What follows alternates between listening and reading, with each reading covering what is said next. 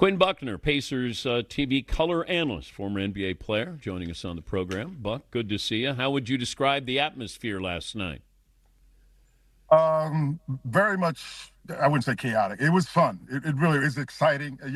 Basketball is a big part of what the state of Indiana is about. It's in the ethos of all of the fans. And so to see the Pacers at this stage, I mean, as you know, and those that watch, Reggie's there, Jermaine O'Neal is there, Lance is there. I mean, you've got a number of the guys. Danny Granger, who had not been back, came to the game, and excuse me, and Triple H, I'm not into wrestling, but that's a big deal for Reggie. I'm not so Reggie, but for Tyrese, because Tyrese is a big wrestling fan. So you got all of that going, and then John Mellencamp. It was a lot of fun, just a lot of fun. What's more iconic, Reggie's choke to Spike Lee or Tyrese Haliburton recreating that choke? Well, the fact that he recreated it is pretty creative on his part, but it's not creative, but it's something that he wanted to do. But I have to say, Reggie's is by far the most iconic. I don't think there's any question about it. First of all, that's 8.9 seconds. That's a huge difference when you look at it. Even though Tyrese got it going, could have moved that foot back and make the shot, but I tell you what, this kid he's not a kid. He's a young man, but he really gets what winning basketball is about. And it's important for him to share it with his teammates. And that's one of the reasons why this team can run, because guys will run if you know you're going to get the ball. And he will throw the ball to you, and he does it very uniquely.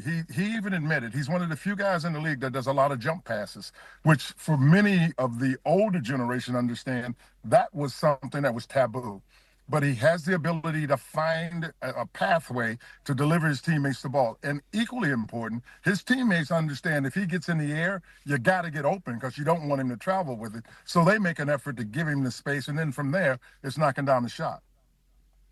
He's got swagger, but he's likable.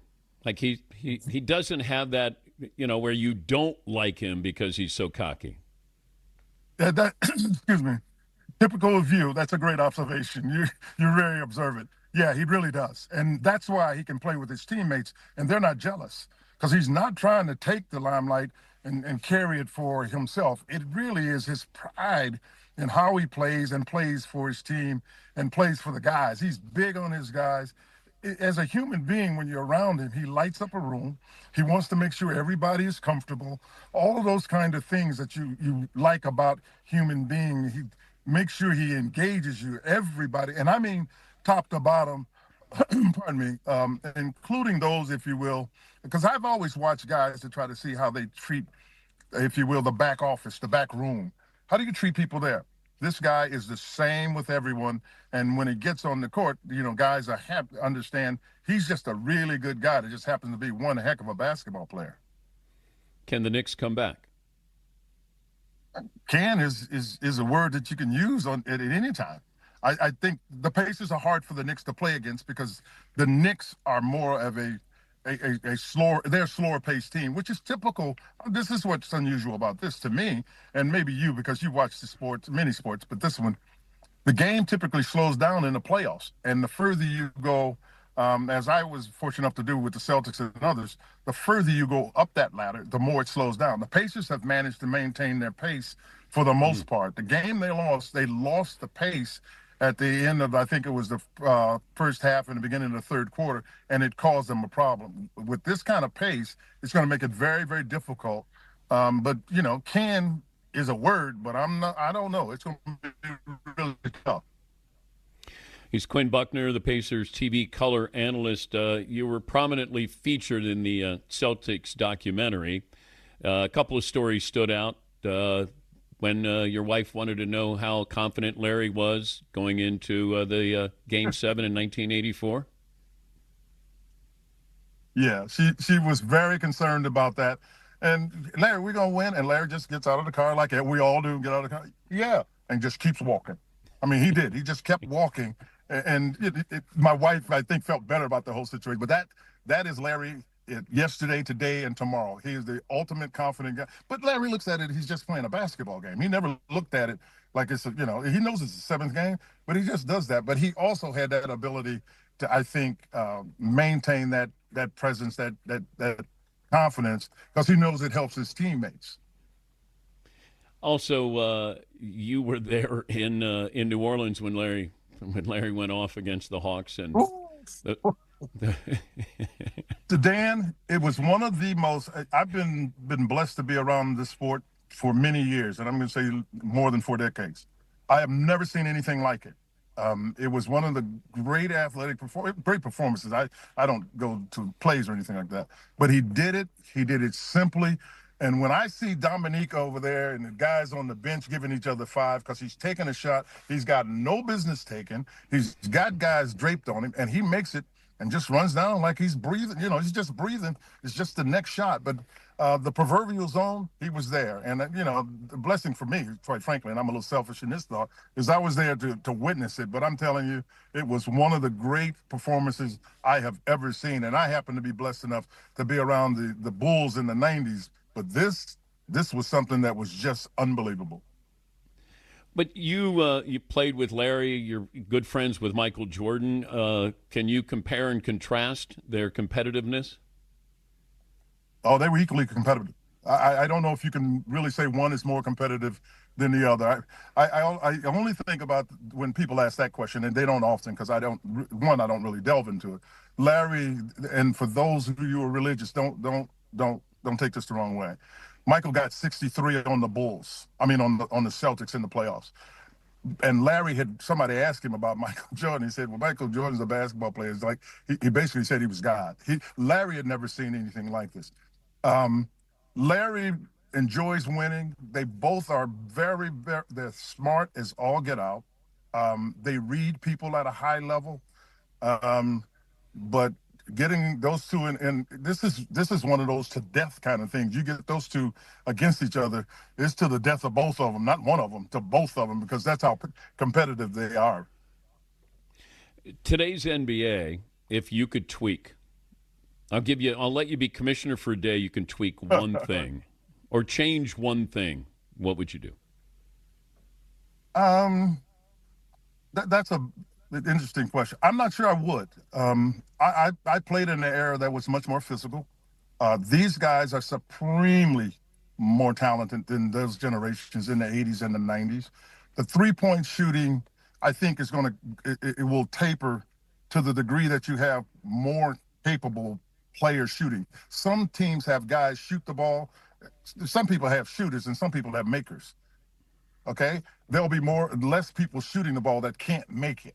And I think that will make the game probably even more interesting. But I just like the evolution of the game and how it's grown. Dan, I did not take to it, quite frankly, when it first happened. Dick Vitale, the great Dick Vitale, I think you work with him, so you know Dick.